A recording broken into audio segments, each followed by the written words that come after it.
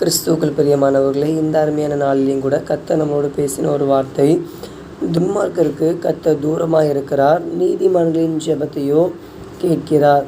நீதிமொழிகளின் புஸ்தகம் 15ஆம் அதிகாரம் 29வது வசனம்.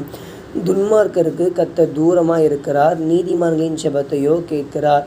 ஆம், எனக்கு அன்பானவர்களே, துன்மார்க்கருக்கு கர்த்தர் தூரமாக இருக்கிறார். துன்மார்க்கர் என்றால் யார்? துன்மார்க்கர் என்று நாம் சொல்லும் பொழுது துன்மார்க்கமான ஜீவியம், அதாவது தவறான, யாருக்கும் பிரியமில்லாத காரியத்தை செய்பவர்கள் தான் துன்மார்க்கர். அது மாத்திரமில்லாமல் நீதிமான்களின் ஜெபத்தையோ கேட்கிறார். நீதிமான்கள் என்றால் யார்? நீதிமான்கள் என்று யாரை சொல்லும் பொழுது ரட்சிக்கப்படுகிறவர்கள், இயேசு கிறிஸ்துவின் இரத்தத்தினால் கழுவப்பட்ட பிள்ளைகள் தான் நீதிமான்கள். பாருங்கள், துன்மார்க்கனுக்கும் நீதிமானுக்கும் உள்ள வித்தியாசம் இதுதான். துன்மார்க்கன் என்றால் யார்? துன்மார்க்கன் ஒரு பாவம், அதாவது பாவியாகி ஒரு மனிதன் எப்பவுமே பாவமான காரியங்களை யோசித்து கொண்டிருப்பார்கள். நீதிமான்கள் என்று யார்னா பரிசுத்தம், நீதியான காரியங்களை செய்கிறவர்கள் நீதிமான்கள் எனப்படுவார்கள்.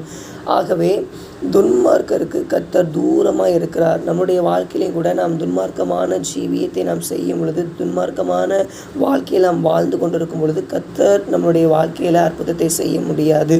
நம்மளுடைய வாழ்க்கையில் கர்த்தர் அற்புதத்தை செய்ய வேண்டும் என்றால் முதலாவது அவருடைய இரத்தத்தினால் நாம் கழுவப்பட்டு நாம் நீதிமான்கள் ஆக்கப்படும் பொழுது அவர் நம்முடைய ஜெபத்தை கேட்கிறவராக இருக்கிறார். ஆகவே நாமும் நம்மளுடைய வாழ்க்கையில் நாம் கர்த்தரோடு இருக்கும் பொழுது அவர் நம்மோடு கூடவே இருக்கிறார்.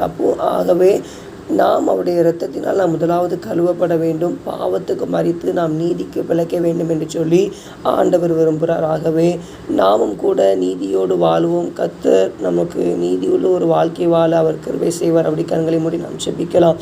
நேசிக்கிற நல்ல தகப்பனே, நீர் துன்மார்க்கருக்கு தூரமாக இருக்கிறீர் தகப்பனேப்பா. கர்த்தர் ஆண்டவரே இயேசப்பா, நீர் நீதிமான்களுடைய ஜெபத்தையும் கேட்கிறவராக இருக்கிறீரப்பா. நீர் எங்களுடைய ஜெபத்தையும் நீர் கேட்கிறவராக இருக்கிறீர். உங்களுடைய இரத்தத்தினால் எங்களுடைய இருதயத்தை கழுவி இருக்கிறீரப்பா. அதற்காக உமக்கு நன்றி அப்பா. தொடர்ந்து நாங்கள் நீதியான காரியங்களை செய்ய எங்களுக்கு உதவி செய்யுங்க. உங்களுடைய நாம மாத்திரம் மகிமைப்படட்டும். இயேசுவின் நாமத்தில் ஆமென்.